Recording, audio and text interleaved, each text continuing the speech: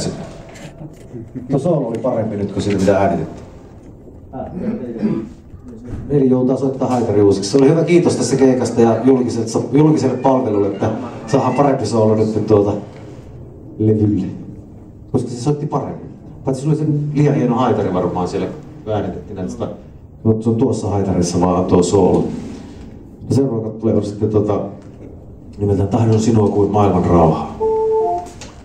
Ja mun kantaa ottava kappale ja sen takia, koska mun kantaa ottava, niin meillä on lupa varastaa Bon Jovilta ja Pink Floydilta ja Scissor Sistersilta.